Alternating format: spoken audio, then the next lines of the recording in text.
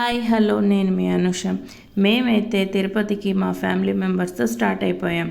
Every time లాగానే మా చిన్నోడి పుట్టెంటికలు first time తిరుపతిలోనే చేయించాం. సెకండ్ టైం అయితే శ్రీశైలం, ఇప్పుడు థర్డ్ టైం కూడా తిరుపతిలో చేయించాలని మేము డిసైడ్ అయిపోయి స్టార్ట్ అయిపోయాం. కానీ ఎప్పుడు వెళ్ళినా మధ్యలో ఒంటిమిట్ట గుడిని అయితే మేము మిస్ అయిపోతున్నాం. ఇది కడప జిల్లాకి 22 కిలోమీటర్స్ డిస్టెన్స్లో ఉంటుంది. కానీ మా జర్నీస్ అయితే ఎప్పుడు నైట్ టైం ఉండడం వల్ల ఈ టెంపుల్ని మిస్ అవుతూ వస్తున్నాం. కానీ ఈసారి మాత్రం మేము మిస్ అవ్వకూడదని డిసైడ్ అయిపోయి మార్నింగే జర్నీ స్టార్ట్ చేసాం. ఆల్మోస్ట్ 5 అవర్స్ జర్నీ తర్వాత మేము ఒంటిమిట్టకి రీచ్ అయిపోయాం.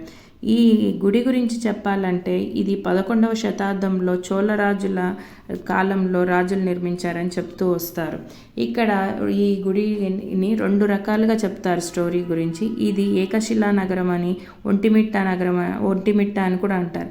ఏకశిలా నగరం అని ఎందుకు అంటారంటే ఇక్కడ ఉన్న రాముడు, సీతమ్మ, లక్ష్మణుడు ఒకే శిలపై చెక్కబడి ఉండడం వల్ల ఈ టెంపుల్కి ఏకశిలా నగరం అని పెట్టారు. టెంపుల్ నేమ్ కూడా అలాగే పెట్టారు. కానీ ఒంటిమిట్ట అనేది తర్వాత నేమ్గా మారింది. ఎందుకు అంటే ఇక్కడ ఒంటుడు మిట్టుడు అనే 2 దొంగలు వాళ్ళు దొంగిలించిన వస్తువులన్నీ తెచ్చుకొని రాత్రులు భద్రపరచుకొని గుళ్ళోనే దాచిపెట్టుకొని ఉండడం ప్రతిసారి జరుగుతూ ఉంటుంది. అదే టైంలో ఒకసారి రాముడు దర్శనం ఇచ్చి వాళ్ళని ఇలా ఉండకూడదని చెప్పి మంచిగా బతకండి అని చెప్పగా వాళ్ళు వాళ్ళ వృత్తిని మానేసి మంచిగా బతకడం స్టార్ట్ చేశారు. ఈ గుడి నిర్మాణానికి కూడా వాళ్ళు చాలా హెల్ప్ చేశారు. చాలా మటుకు వాళ్ళ పాత్ర ఈ గుడి నిర్మాణంలో ఉండడం వల్ల రాజులు అందరు కలిసి ఈ ఒంటిమిట్ట ఏకశిలా నగరాన్ని ఒంటిమిట్టగా మార్చేశారు.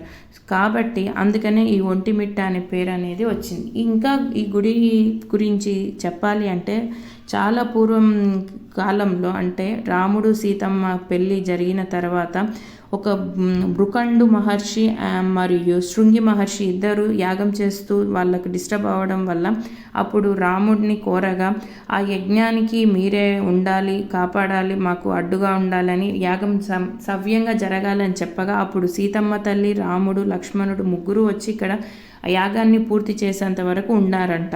అందుకని అక్కడ ఇలా ఉండడం వల్ల మురుకండు మహర్షి మరియు శృంగి మహర్షి ఇద్దరు కలిసి ఏకశిల పైన ఈ ముగ్గురుని రాముడు, సీతమ్మ, లక్ష్మణ్ని చెక్కించడం వల్ల ఏకశిలాగా ఉన్నట్ట. అదే టైంలో మనకు చెప్పుతూ ఉన్న జాంబవంతుడు అనే అతను ఇక్కడ తిరుగుతూ సంచరించినప్పుడు ఆయన కలలో రాముడు ప్రత్యక్షమయ్యి ఆయన కలలో చెప్పాడంటే ఏమని, నీ చేతుల మీదుగా మా శిలను ప్రతిష్ఠించాలి అని. అందుకని అక్కడ ఆయన చేతి మీద చేయడం వల్ల జాంబవంతుడి ప్రతిష్ఠ అని అంటారంట ఈ టెంపుల్కి.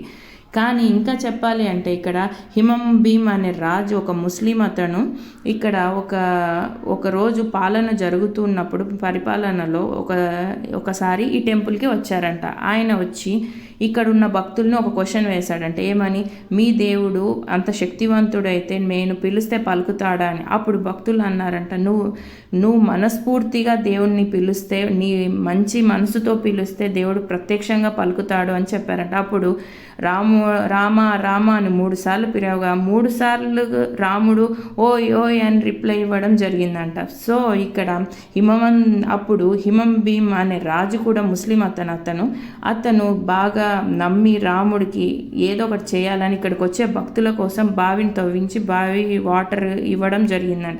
కాబట్టి ఇక్కడ ఒంటిమిట్ట గుడికి కేవలం హిందువులే కాదు ముస్లిమ్స్ కూడా వచ్చి దర్శించుకుంటారని ఒక ప్రత్యేకత ఉంది.